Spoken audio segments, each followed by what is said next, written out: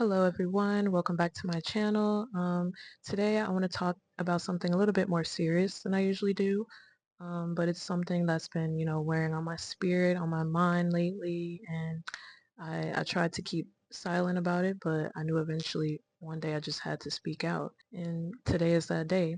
So I come to you humbly to talk about the unfair treatment of inumaki from JJK.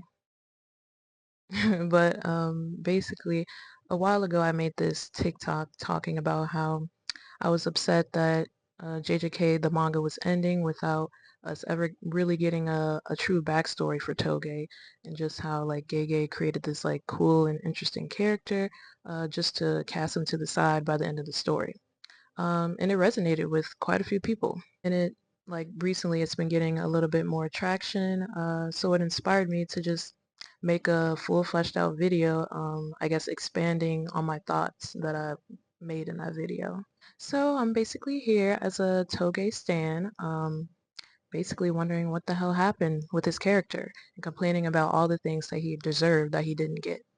So I hope I speak on behalf of all Toge fans out there because I know clearly a lot of us feel the same way about that, and I hope some of my thoughts resonate with you. So without further ado, let's rant a little bit about Mr. Tuna Mayo, featuring the man himself, by the way. Yeah. So I wrote all my thoughts down on this notebook because I'm very serious about this topic. It means a lot to me. Um, so the first point I want to bring up is that I shouldn't have to learn about your like a character's lore, backstory, whatever, through like material outside of the main source material. So basically, I think it was either in a fan book or like an interview or something where Gege explains that like the Inumaki clan were like considered outlaws by the higher ups, and I think forbidden to like create more offspring because they didn't want to like pass on their cursed technique to other people. But like Toge was the exception or something like that, which is fine, but I wish we could have gotten that like in the main story. Like I feel like the average JJK fan or even like the average manga, anime fan, whatever, isn't really checking for interviews or like fan material like that. I'm not saying these aren't like helpful resources to like get more out of a story, but I just feel like when it comes to like the important things, those should be within the main story.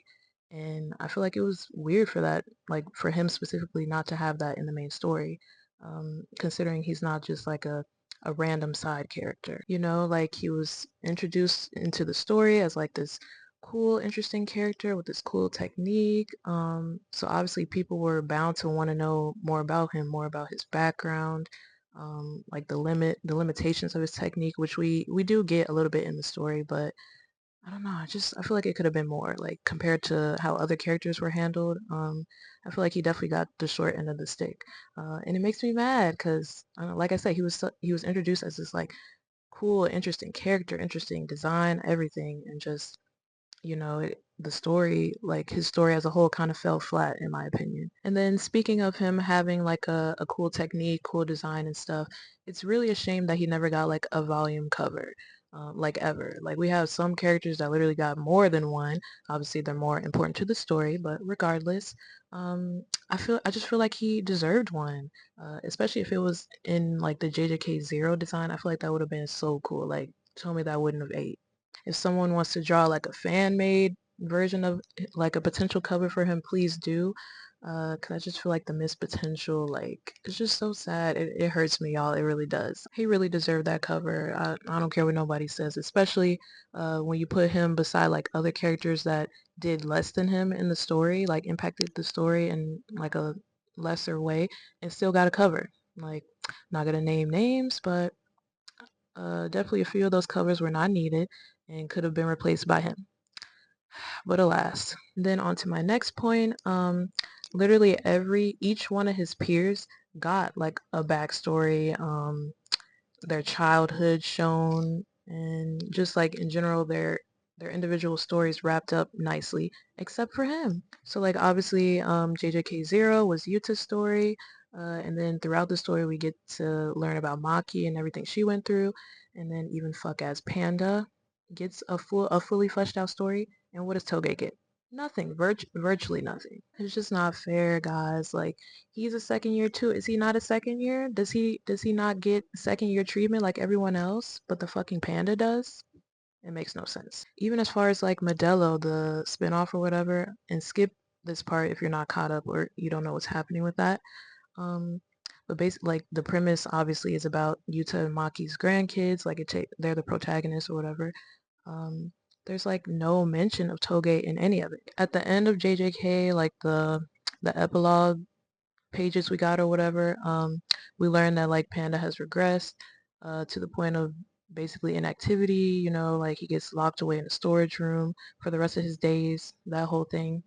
And you would think that would be like the perfect opportunity to like say, what happened to Toge, considering like how close they were and everything, or just any mention in Modelo, period. I think there was, again, I don't like read Modelo, I just catch snippets here and there because, one thing about JJK manga, you're gonna get leaks no matter what social media app you're on. But I heard there's like another cursed speech user, so I don't know.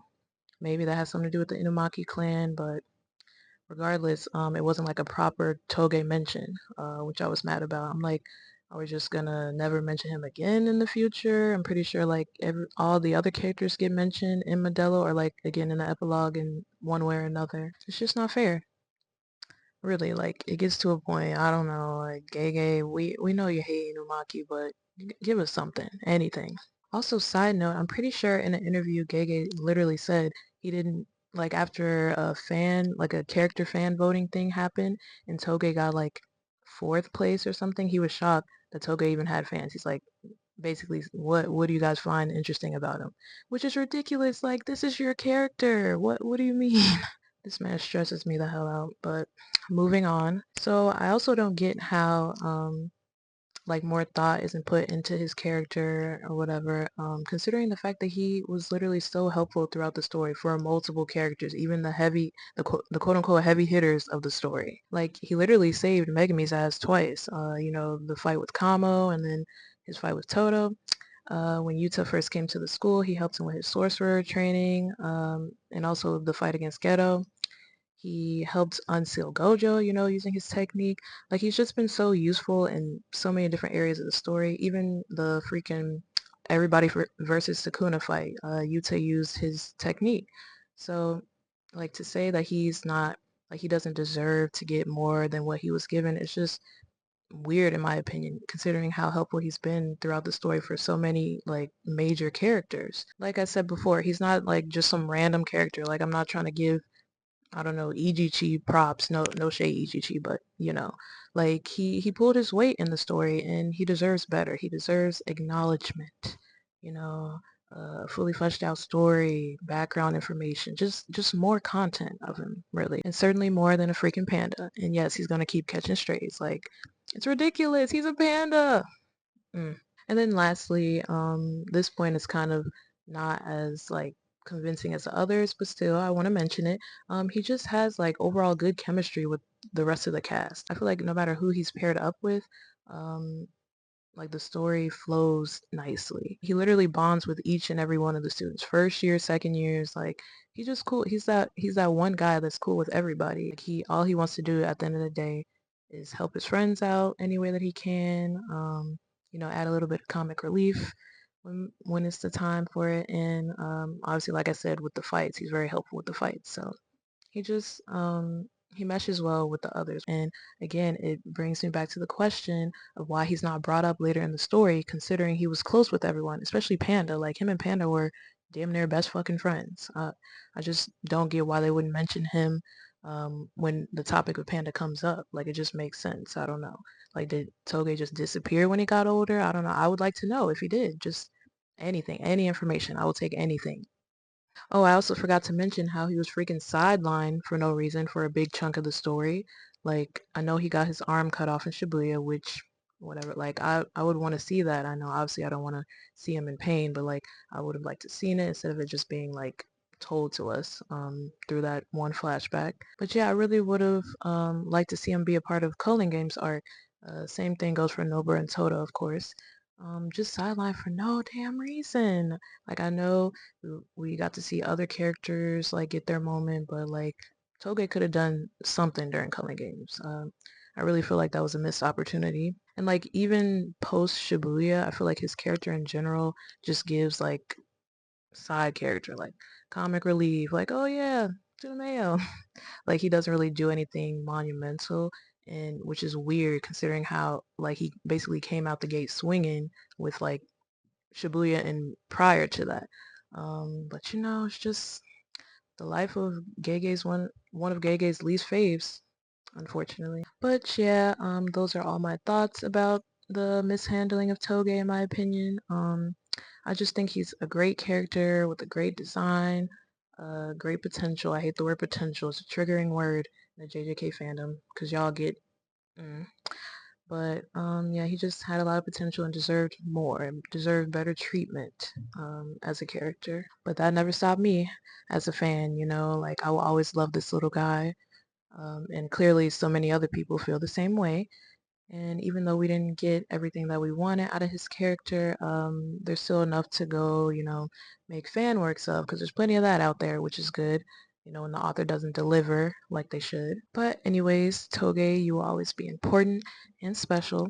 And you know, who knows, maybe he'll get mentioned in a future spinoff. You never know. But for now, I hope you guys enjoyed this video. And if you want to see me talk about more things that I'm passionate about, like freaking fictional characters and stuff, consider subscribing and liking this video. I'm not really sure what direction I want this channel to go in. Like if you look at the videos I've posted so far, it's mainly just me like talking about whatever I'm interested in at the moment. I don't really have a niche per se. But if you like people just talking about their interests and nerding out, like I said, feel free to subscribe. And hope to see you in the next video.